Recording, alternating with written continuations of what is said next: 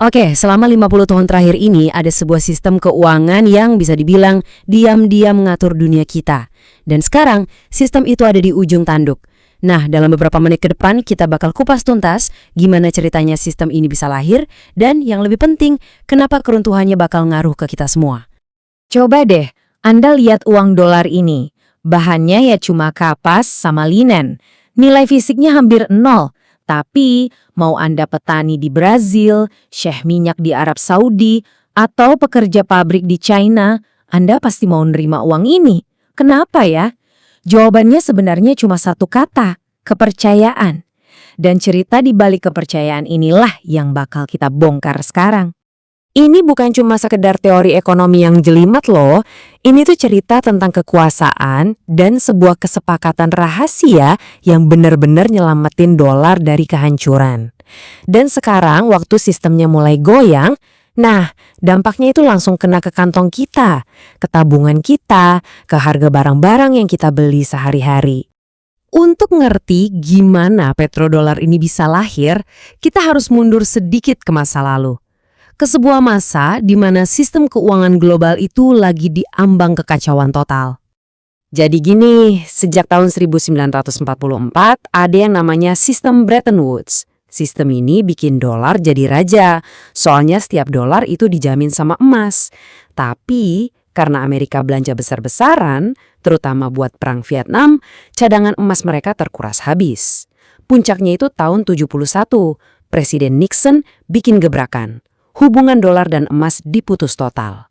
Dan, boom, pondasi keuangan global seketika runtuh. Semua orang panik. Nah, pertanyaannya jadi serius. Gimana caranya mata uang yang udah nggak punya jaminan apa-apa lagi nih, bisa tetap jadi yang nomor satu di dunia? Jawabannya malah datang dari krisis minyak tahun 73. Dari situlah lahir sebuah kesepakatan yang jenius banget yang ngegantiin jaminan emas dengan sesuatu yang jauh lebih dibutuhin semua negara, minyak. Oke, jadi gimana persisnya mekanisme super jenius ini bekerja? Mekanisme yang akhirnya ngebentuk ekonomi global selama 50 tahun ke depan. Sistem ini kerjanya cuma dalam 2 langkah, simple tapi brilian. Pertama, semua transaksi minyak di dunia wajib, saya ulangi, wajib pakai dolar. Artinya, negara manapun yang butuh energi, Jerman, Jepang, you name it, mereka harus beli dolar dulu. Ini nih yang bikin permintaan dolar nggak ada matinya. Terus langkah kedua, negara-negara kaya minyak kayak Arab Saudi kan dapat banyak banget dolar. Dolar itu nggak didiemin aja, tapi didaur ulang. Dengan cara diinvestasiin balik ke Amerika, misalnya buat beli surat utang pemerintah. Sempurna kan siklusnya? Keuntungan luar biasa yang didapat Amerika ini punya nama keren, exorbitant privilege, atau hak istimewa yang berlebihan. Artinya, Amerika bisa aja gitu cetak dolar buat bayar utang atau beli barang dari negara lain. Dan seluruh dunia secara nggak langsung ikut nanggung biayanya hanya dengan megang dan pakai dolar. Enak banget kan? Selama puluhan tahun, sistem ini kelihatannya kokoh banget, nggak tak kalahkan. Tapi, ya itu, nggak ada yang abadi. Retakan-retakan kecil mulai muncul, dan pelan-pelan jadi makin besar.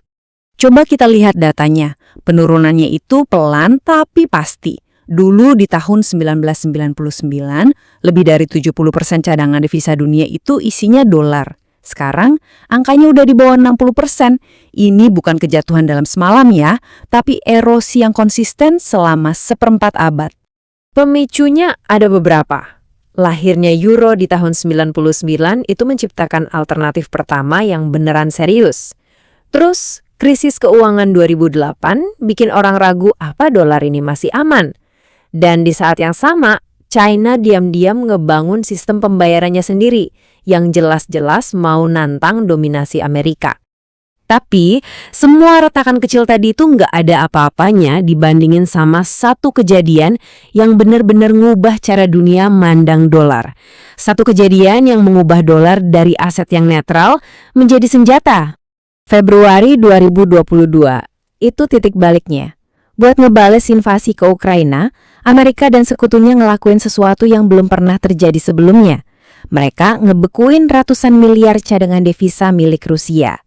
Pesannya buat seluruh dunia itu jelas banget. Dolar yang Anda simpan itu belum tentu punya Anda sepenuhnya. Dolar udah nggak netral lagi. Yang tadinya cuma bisik-bisik, sekarang diteriakan terang-terangan. Pernyataan dari Presiden Brazil ini seolah-olah jadi suara dari banyak negara lain di dunia. Yang nanya, kenapa sih kita harus bergantung sama mata uang negara lain buat dagang sama tetangga sendiri? Sinyal yang paling kuat itu bukan dari kata-kata, tapi dari tindakan. Lihat deh, bank-bank sentral di seluruh dunia langsung borong emas gila-gilaan. 3 tahun berturut-turut pembeliannya mecahin rekor. Pas banget setelah aset Rusia dibekuin. Alasannya simpel banget. Emas batangan yang ada di brankas Anda itu gak ada satu negara pun di dunia yang bisa membekukannya. Gak bisa disangsi, titik. Terus, apa ini artinya riwayat dolar udah tamat? Tunggu dulu. Kenyataannya jauh lebih rumit dari itu. Coba kita lihat datanya deh. Kalau ada yang bilang dolar udah mati, itu terlalu cepat. Dolar itu masih megang 58% cadangan global, jauh di atas euro, apalagi yuan. Hampir setengah dari semua pembayaran internasional masih pakai dolar. Dan di benua Amerika, hampir semuanya pakai dolar. Jadi, dominasinya mungkin terkikis, tapi belum ada yang bisa gantiin posisinya. Mungkin analogi yang paling pas itu begini. Dolar itu kayak pohon raksasa di tengah hutan. Pohonnya nggak tumbang kok. Tapi daun-daun di puncaknya mulai menipis. Ini bikin sinar matahari bisa masuk dan ngasih kesempatan buat tanaman-tanaman lain di bawahnya buat ikut tumbuh. Lanskap keuangan global lagi berubah. Lantas, apa artinya ini buat Amerika? Hak istimewa tadi itu pelan-pelan memudar. Pemerintahnya mungkin harus bayar bunga lebih tinggi buat utangnya. Dan barang-barang impor murah yang selama ini kita nikmati bisa jadi lebih mahal. Ini bukan kiamat ya, tapi lebih ke penyesuaian. Penyesuaian ke dunia di mana dolar bukan lagi satu-satunya pemain utama. Pada akhirnya, semua sistem keuangan itu intinya cuma satu, kepercayaan. Sistem petrodolar bisa bertahan 50 tahun karena dunia percaya kalau dolar itu stabil dan netral secara politik. Nah, kejadian tahun 2022 itu menghancurkan pilar netralitasnya. Dan kalau kepercayaan udah hancur, buat ngebangunnya lagi itu hampir mustahil. Yang jelas, kita sekarang ada di akhir sebuah era. Monopoli dolar selama 50 tahun udah selesai. Kita lagi masuk ke sebuah tatanan keuangan global yang baru, yang lebih kompleks. Pertanyaan besarnya sekarang bukanlah apakah dunia akan berubah, tapi akan jadi seperti apa dunia yang baru itu nanti.